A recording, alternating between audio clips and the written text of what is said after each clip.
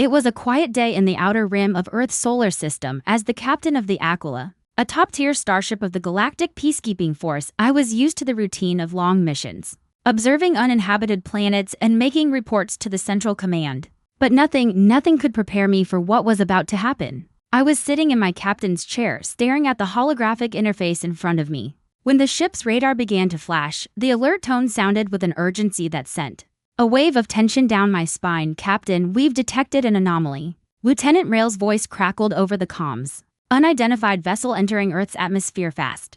I leaned forward, narrowing my eyes. The anomaly wasn't just unusual, it was massive. A ship that size wasn't supposed to be here. Earth had long since established peaceful relationships with a handful of nearby star systems, but nothing of this magnitude had ever been detected, and I was supposed to be the one handling it? "Set course for interception," I ordered, my voice steady, though my mind was racing. "I need full details on that ship, now." We adjusted the Aquila's course, heading straight for the strange vessel. Within moments, the unknown craft appeared on our view screen in enormous, sleek design. Its surface shimmering with an otherworldly energy. It was like nothing I'd ever seen before, as though it was made from the very fabric of the universe itself, bending light in unnatural ways. My heart raced. Something about this was wrong. I was no diplomat, no expert in interspecies relations. I was a soldier. My job was to keep the peace, not to welcome strangers from the farthest reaches of the galaxy. "We're within communication range," Captain Rail announced. "Shall we send a greeting?"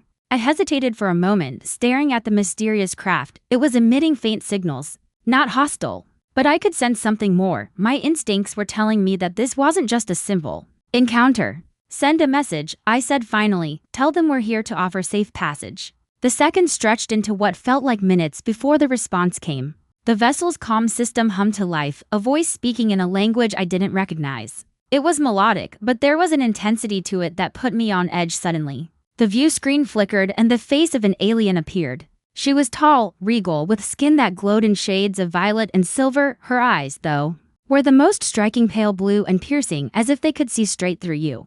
She held herself with the poise of someone used to power. Yet there was something else in her gaze, a deep sadness. "Captain Jackson Veer," she said, her voice smooth yet commanding, "I am Princess Serafini of Tylos, and I come to you with a request, one that will change the fate of both our worlds." Her words caught me off guard. I hadn't even told her my name, yet she knew it. I quickly pressed the button on my console to open a secure channel. "Princess Serafini, your appearance here is unexpected. What is it that you seek from Earth?" She met my gaze, her expression serious yet almost reluctant. "I seek an alliance, Commander, a union between your people and mine. I have come to propose a marriage between you and me." I blinked, not sure if I had heard correctly. My mind struggled to process what she had just said. "Marriage," I repeated, trying to keep my voice steady. "I don't understand. What could Earth possibly gain from this?" "You will gain peace," Serafini replied, her eyes never leaving mine. "My people are under threat. A war is coming, and only through this union will we stand a chance.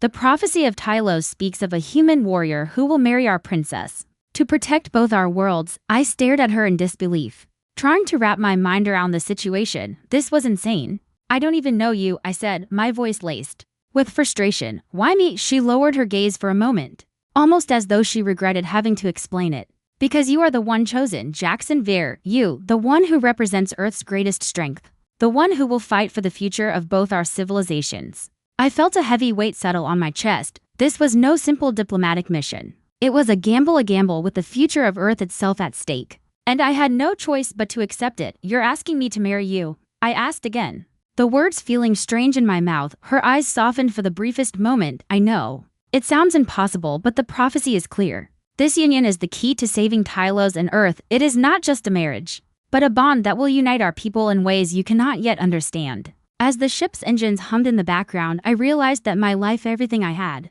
known, was about to change forever. I had been thrust into a situation I had never asked for, with stakes higher than I could have ever imagined. "All right," I said finally, unable to hide the uncertainty in my voice. "We'll proceed, Princess. But know this, you're asking me to marry you, and I don't even know what that means yet." Serafini gave a faint, almost imperceptible smile. "You will soon understand, Commander, you will soon understand." The moment I uttered those words, I realized that this was no ordinary mission. This was the beginning of something far more significant, something that could change the fate of not just Earth and Tylos, but the entire galaxy, and I had no idea what I was getting myself into. The journey to Tylos was unlike any mission I had ever undertaken. The unknown alien princess had promised me a future of unimaginable stakes. But as the Aquila hurtled through the void of space, I couldn't shake the feeling of unease that gnawed at me. I hadn't signed up for this. I was a soldier, not a pawn in some galactic game of political chess. Serafini was quiet during most of the journey, standing by the bridge's windows and watching the stars pass by. Every now and then, I would glance at her composed posture, her ethereal beauty, but each time, her eyes held something deeper, something I couldn't understand. A vulnerability that, for a moment, made me question whether this prophecy of a marriage was truly as fated as she made it seem. We arrived in the Tylosian system, just as the first rays of a distant sun bathed the planet in a soft, golden glow. Tylos was a world of splendor, its cities floating high above an emerald sea, connected by bridges of light and vast domes that shimmered like crystals. The planet was beautiful, almost too beautiful, and for a moment, I felt a pang of regret for the life I had left behind on Earth. Serafini led me through the floating palace that was her home. I followed her down hallways lined with ancient symbols and intricate tapestries that told stories of her people, but there was no warmth here. The air was cold, the silence suffocating. Tylos was a planet under siege, its peoples once vibrant, lives now reduced to whispers of fear. As we walked, I couldn't help but notice the absence of her royal entourage. No servants, no advisors, no family. There was only Serafini. "Where are your people?" I asked, my voice cutting through the silence. "Why are you alone?" She paused before answering, her eyes drifting to the floor. "Tylos is on the brink of destruction. We are a dying species, Jackson. We have no allies left." Her voice was steady, but I could hear the weight of her words, and yet, even now, there are those who will do anything to see us fall. We reached the center of the palace, where a vast throne room awaited us. On a platform at the far end, Seraphine's throne sat empty. It was made of a dark, reflective material that seemed to absorb the light around it. The room was eerily quiet, save for the distant hum of the planet's core, vibrating through the floor beneath us. I took a seat at a nearby table, my mind racing with the new information. "You said this marriage was necessary to unite our worlds," I began. "But what exactly are we uniting against? Who is the real enemy?" Seraphine's face hardened. "The true enemy isn't just another planet or race, it's someone within my own court. Lord Calaran, my most trusted advisor, is leading a coup against my family. He has made deals with the enemies of Tylos, promising to deliver us into their hands in exchange for power. He plans to marry me himself and claim the throne." My stomach churned at her words. Betrayal from within her own bloodline, it was a fear I knew all too well. Something that had haunted Earth's history for centuries, but the idea that Seraphine's trusted confidant was planning to betray her, it was too much. "So, the marriage to meet," I trailed off, my mind piecing things together. "It's not just a political alliance, is it? It's your last hope for survival." Serafini nodded gravely. "Exactly, the prophecy was written not just for our union, but for your protection. You are the key to unlocking the Tylosian strength needed to defeat Calaran's army. The only way to stop him is to have you, Earth's greatest warrior, stand at my side." I stood up abruptly, frustration boiling over. "You're asking me to marry you because you're afraid of your own people? Because your world is being torn apart from the inside?" "Yes," she said softly, her voice carrying the weight of 1,000 burdens. "I wish I had another choice, Jackson. But there is no time left. If we don't act now, everything we know will fall into the hands of Calaran and his allies. The very fabric of the galaxy will shift in their favor and Tylos will cease to exist." I paced the room, my hands running through my hair as I tried to make sense of it all. I had been sent here to protect Earth's interests, not to marry a princess, not to fight in someone else's war. Yet the more I learned, the clearer it became that this wasn't just about politics, it was personal. "I'm no hero," I muttered. "I'm just a soldier." "Then you'll have to become one," Serafini said, her eyes locking onto mine. "For the sake of your planet, for the sake of mine." As the gravity of her words settled in, I realized that I was already too deep to back out now. My future had already been written, whether I liked it or not. There was no turning back from this. But as I prepared to leave the throne room, something in the corner of my eye caught my attention, a shadow moving swiftly. Too swiftly to be an illusion. Before I could react, I heard the sound of blasters firing. I turned just in time to see Lord Calaran himself step into the chamber, flanked by his armed guards, the man I had been warned about, the one who had brought war to Tylos, the one who had betrayed Serafini. "Did you really think you could hide from me?" Calaran's voice was cold, mocking. "The prophecy is a lie, princess, and now you're nothing more than a pawn." The air crackled with tension as he raised his weapon, pointing it directly at Serafini. I moved instinctively, diving forward to shield her, but as I did, everything I had just learned, the alliances, the betrayals, The promises came crashing down like a wave of realization. This was only the beginning. The battle for Tylos had just begun and I was already part of it. The chamber was filled with the sharp, mechanical sound of blasters charging and the thick, tense silence that followed felt suffocating. Lord Caloran stood at the threshold of the throne room, his eyes glinting with cold malice, his guards silent. Imposing flanked him on either side. I had no time to think. Serafini, standing beside me, instinctively stepped back, her regal composure momentarily cracking. She was a princess, but in that moment, she seemed like a trapped animal. Cornered by her past decisions, Caloran's voice, dripping with disdain, broke through the tension. Did you honestly believe you could stop me? The prophecy you speak of is nothing but a myth, one that I've played along with to get to this point. And now, I have everything I need. His words stung. I felt the blood rush to my ears. A mixture of anger and disbelief seizing me. How could he betray his own people, his own bloodline for power? And worse, how could Serafini have been so blind to his ambitions? You never had any intention of honoring the prophecy, did you? I spat, struggling to keep my voice steady, my hand on the hilt of my sidearm. Caloran's smile widened, a predatory grin. Honor? I don't need honor. To rule, I only need power, and you, Captain Veer, are nothing more than a stepping stone in my plan. In a split second, everything that had seemed clear, the prophecy, the union between Earth and Tylos, began to feel like an elaborate web of deceit. Caloran hadn't been interested in saving Tylos. He had wanted control, using Serafini as a pawn in his dangerous game of galactic conquest. I turned to Serafini, my heart heavy with a sudden realization. She didn't know. She didn't know that the very person she had trusted to help her had been conspiring against her all along. Her eyes flickered with confusion and fear as she faced Caloran. She hadn't expected this. Caloran, stop. Seraphine's voice was a mere whisper, but there was a trace of desperation in it. You promised me you would help me save my people. This is not the way. Caloran's expression twisted in disgust. I promised you nothing but an alliance, princess. You never asked for anything more. You were naive to think I would protect a weak, dying world like Tylos. I've done this for my own power, to set the stage for what's coming. My hand clenched around the grip of my weapon. You're nothing but a traitor, I growled. Taking a step forward, you've sealed your fate today. Caloran laughed, the sound echoing off the cold stone walls of the throne room. Fate? Don't speak to me of fate, Commander. You think you're here to save Tylos? To stop me? You are already too late. He motioned toward his guards, who raised their weapons in unison. I moved instinctively, pushing Serafini behind me, ready to face the enemy head-on. But in that brief moment, a second shock hit me. The guards were no longer just his, Serafini. I murmured, my voice tight with realization. You're surrounded. These guards, they're with him, aren't they? Seraphine's face drained of color as her worst fears came true. Her hand instinctively flew to her chest, where a small, ornate pendant, the symbol of Tylosian royalty, hung. No, she whispered, her voice trembling. I thought they were loyal. But Caloran's smile deepened. Loyalty is a fleeting thing. You were never meant to be queen. Serafini, not in my plans. Without warning, he gave a sharp nod to his men, and they fired. I lunged, pulling Serafini out of the line of fire. Just as the blaster shots rang out, the heat of the blast seared past my ear, barely missing us.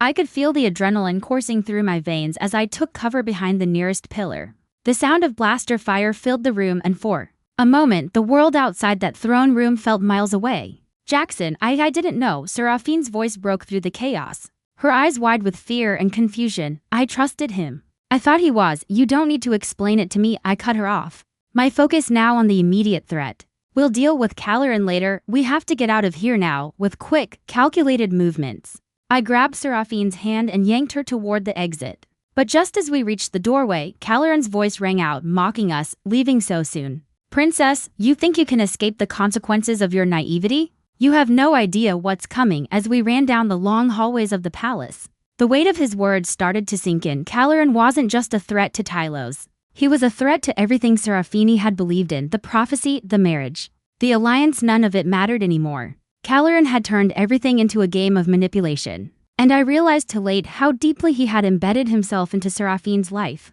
We had been walking into his trap all along. I should have seen this sooner, Serafini whispered, her voice shaky, but her resolve slowly hardening. I should have known. I turned to her, pulling her toward an escape hatch. There's no time for regrets. We need to fight back, and we will. You're not alone in this. But as we sprinted toward safety, I couldn't shake the feeling that Caloran wasn't just an enemy of Tylos, he was now an enemy of Earth as well. Whatever his next move was, it would have catastrophic consequences. No one, not even I, could predict how deep his betrayal would run. We were no longer fighting just for Tylos, we were fighting for the survival of both our worlds. The escape from the palace was only the beginning of our real struggle. We managed to reach a hidden bunker on the outskirts of Tylos's capital, a place where Seraphine's loyalists had prepared for such an eventuality. The walls were cold and stark, the dim lighting casting long shadows across the stone floor. But it was the silence that gnawed at me the most. This was no longer a mission to secure peace. It was a war. I sat at a small table surrounded by a handful of Seraphine's trusted advisors, now her only remaining allies. The rest had either been killed or were too afraid to show their faces. Caloran's reach had grown farther than we'd ever imagined. And it was clear that his betrayal was more than just a personal vendetta. It was the spark that would ignite a firestorm, one that could bring the galaxy to its knees. Serafini, standing near the entrance, spoke to her people. We cannot sit back and let him destroy everything. He doesn't just want to take Tylos, he wants to rule over everything. His alliance with the enemies of my people is just the beginning. If we don't act now, we won't have a planet left to fight for. I watched her, seeing for the first time the weight of the crown she never truly wanted. She wasn't just a princess anymore, she was the last hope for a dying world, and somehow I was tied to her fate. What are our options? I asked, looking around the room at the few remaining officers who still wore the Tylosian insignia. We can't just sit in hiding and wait for him to come to us.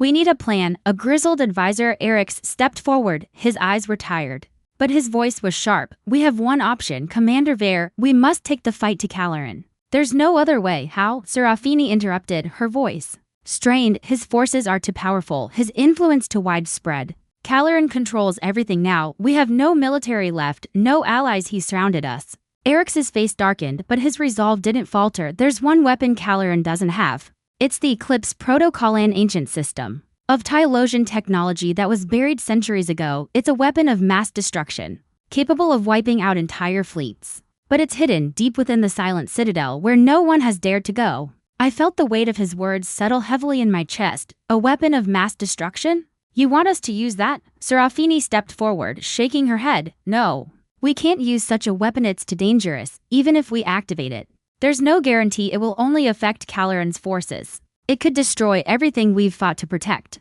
I looked at Serafini, seeing the inner conflict. In her eyes, she wasn't a leader born from cruelty or power, but from necessity. And I realized then that she wasn't just fighting for her planet. She was fighting for her people's future, for the legacy of her family, but at what cost? Then what do you propose? I asked. Serafini was quiet for a long moment before answering. We find a way to stop Caloran without destroying everything we've worked for. But we can't do it alone, we need help. Jackson, I nodded slowly, you're right. But who can we trust? After what Caloran's done, it's hard to know where the lines are drawn anymore. There is one group, Serafini said, her voice gaining strength. The Ixion Rebellion, a coalition of former allies who broke off from my kingdom. When Caloran's rise to power began, they're scattered across the galaxy, but they're strong. If we can unite with them, we might stand a chance. Erix looked skeptical. The rebellion?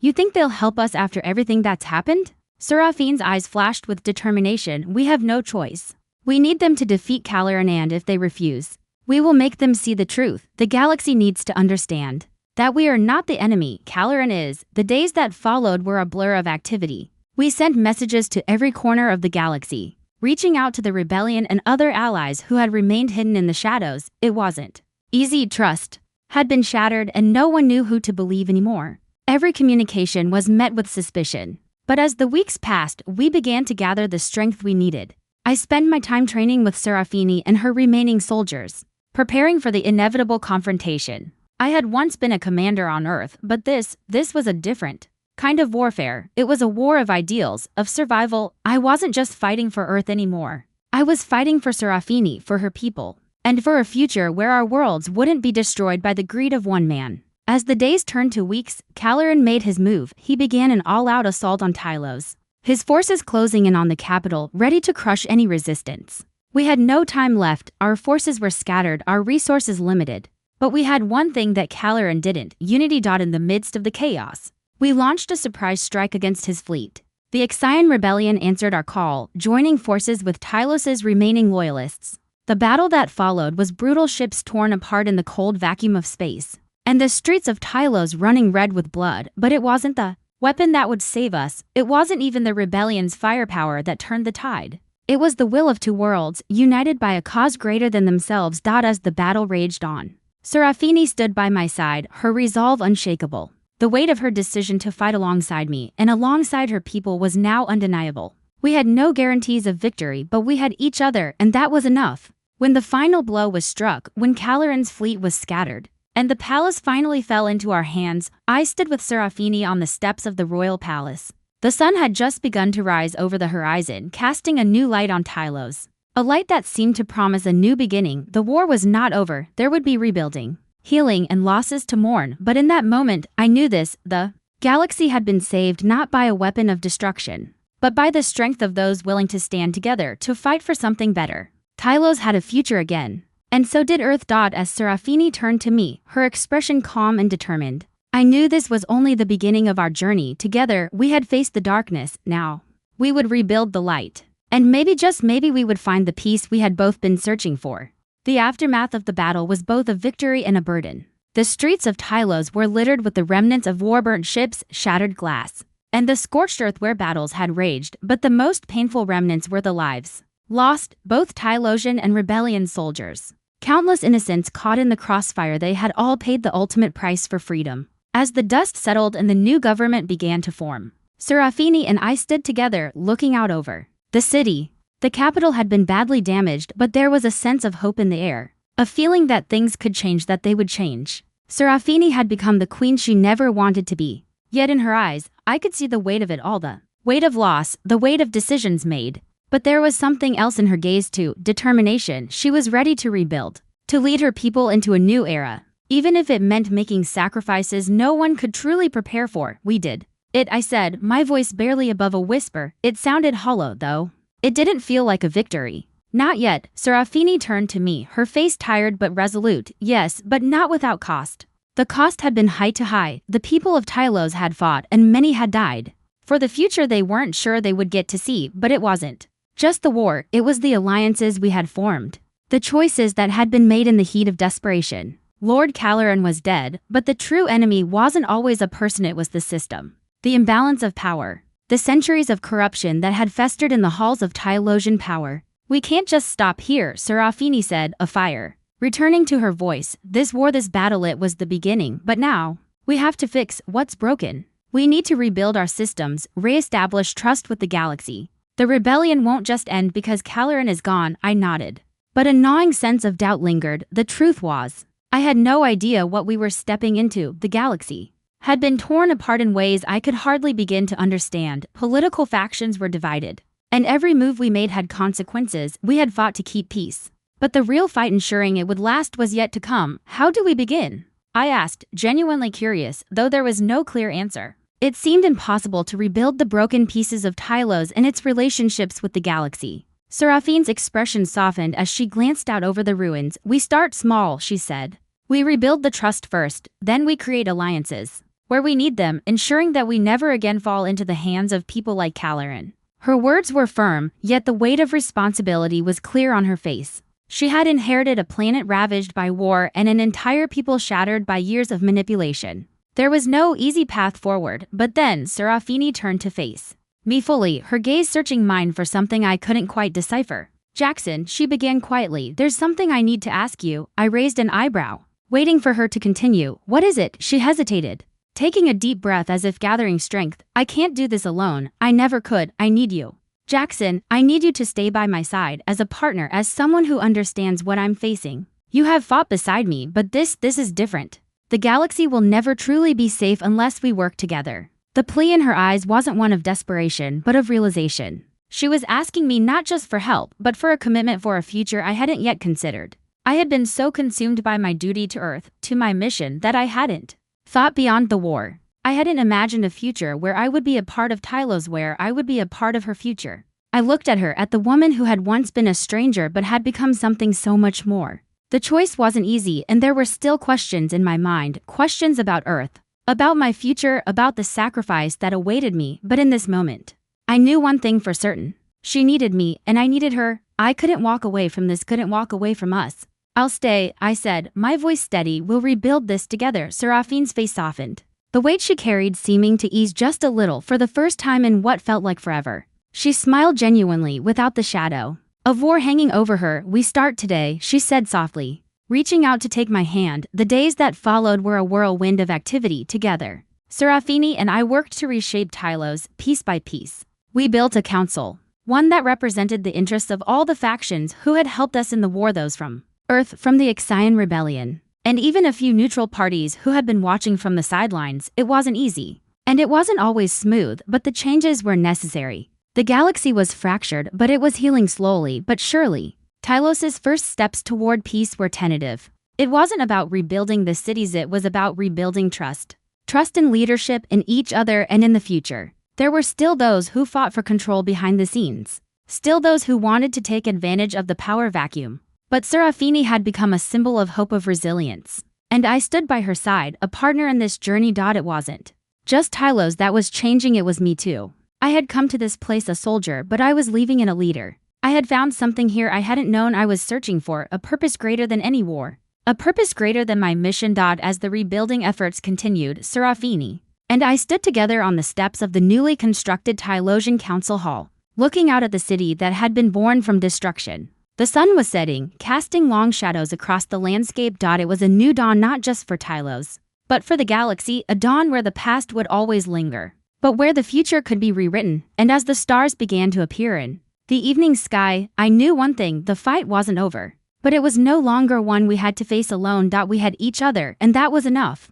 The years that followed were filled with unexpected twists. Despite the progress, peace wasn't a simple achievement. The galaxy had been forever altered by the wars, and new challenges cropped up daily. Each victory brought us closer to the future we hoped for, but there were always forces working against us: political factions, mercenaries for hire, and old enemies hiding in the dark corners of the universe. Tylos had begun to stabilize. Serafini and I had built a fragile yet functional government, working to mend the fractures left by the war. The Ixian rebellion had pledged their support, but we knew their loyalty came with strings attached. The alliance was not fully forged. There were still those who wanted to challenge Serafini's rule, those who didn't believe she had the right to lead. As queen, she faced daily trials, managing the peace, navigating the alliances, and most painfully, finding a way to repair her fractured people's faith in her leadership. Still, I couldn't shake the feeling that something was coming, a storm on the horizon. There was a tension in the air, something that couldn't be ignored. The galaxy had been thrown into chaos by Caloran's rise, but now, with him gone, it felt like something darker, deeper, was waiting to rise in his place. It was late one evening when the news came. "We've received a distress signal from Jovan, one of the planets in the rim," Serafini told me, her face grim as she showed me the transmission. The message was fragmented, but the panic in the voice of the sender was unmistakable. "They're being attacked by an unknown force. They've lost contact with their outer colonies.